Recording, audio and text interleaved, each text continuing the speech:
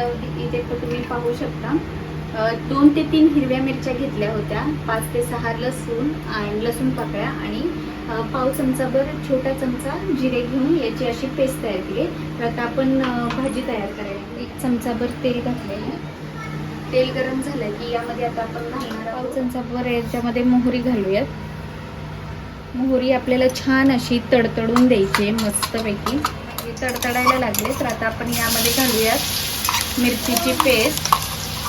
याला आपण परतून घेऊयात. गॅस बारीक ठेवायचा आहे.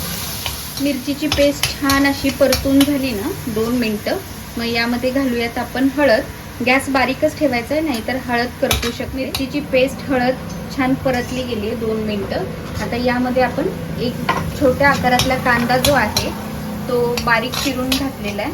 आता तो आपल्याला परतून घ्यायचा आहे सोनेरी रंगाचा. आपला जो कांदा आहे तो ट्रान्सपरंट झालेला आहे. तर ट्रान्सपरंट म्हणजे जास्त सोनेरी करायचा नाही, फक्त त्याला ट्रान्सपरंट रंग होईपर्यंतच फक्त परतून घ्यायचं आहे. की मग यामध्ये आपण हे जे उकडून चिरून घेतलेले जे बटाटे आहेत ते घालूयात आणि याला परतून घेऊयात.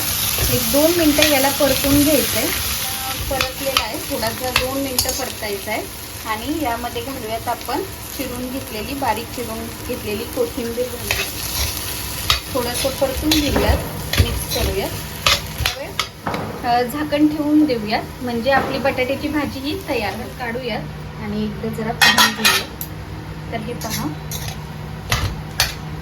ऑलरेडी बटाटे आपण शिजवून घेतलेले. त्याला जास्त शिजवायची गरज नाही, पण थोडा वेळ आपण एक वाफ दिली त्याला आणि इथे आपली पिवळ्या बटाट्याची भाजी बनवून तयार झाली.